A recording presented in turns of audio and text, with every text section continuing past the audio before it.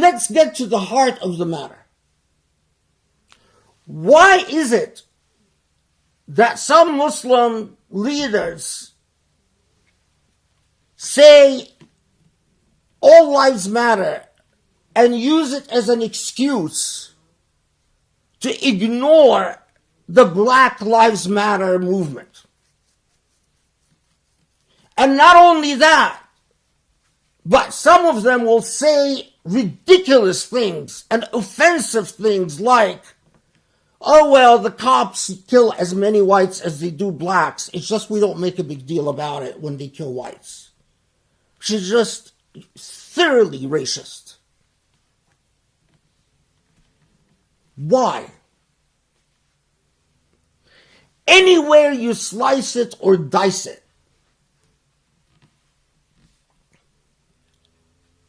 there is a resistance that all minorities that come to a dominant society,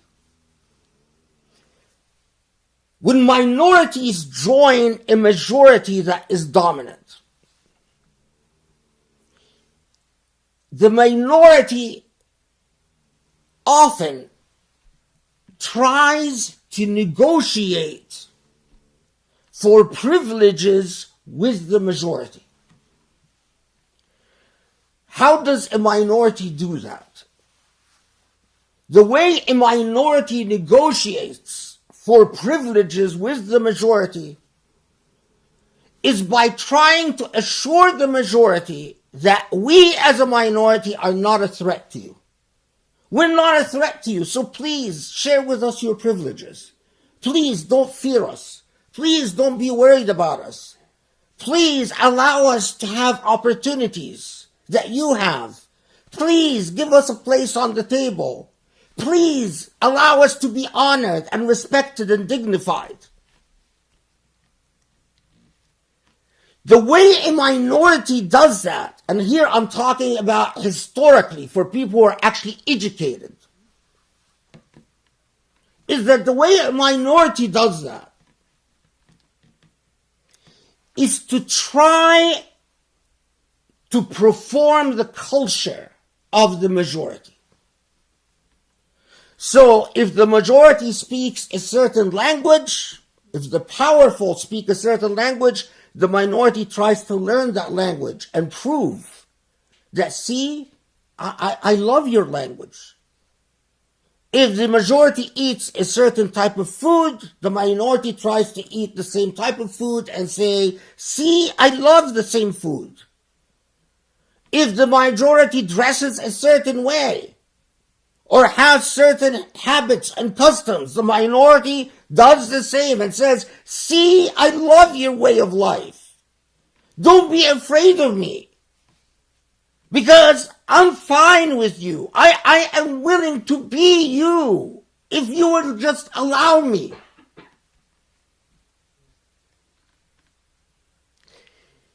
You take this to the American context. This is precisely what we mean when we say we perform whiteness. This is precisely what we mean when we say we perform whiteness. Here is the challenge for all these Muslims who pretend they know anything about critical race theory. And I've talked in previous khutbahs about Muslims who love to pretend that they actually know something about critical race theory, although it's clear they've never read anything on it.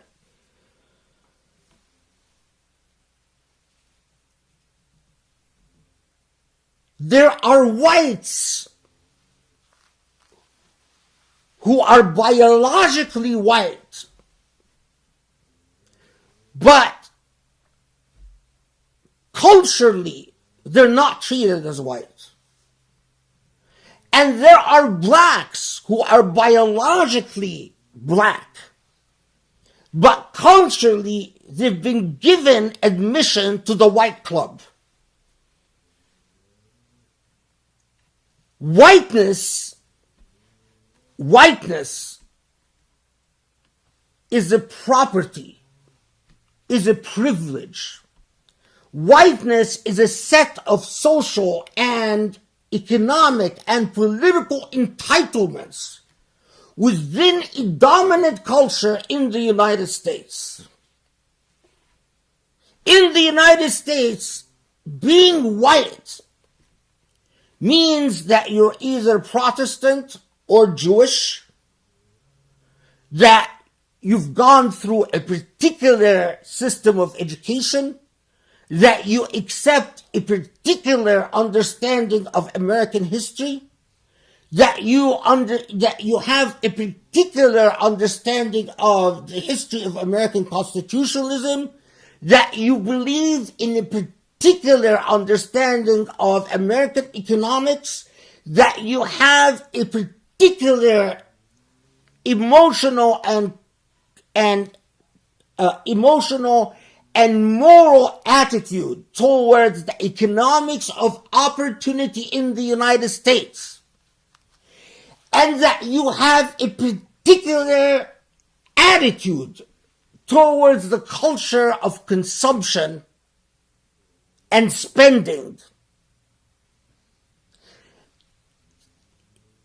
If you buy into all of that particular cultural package,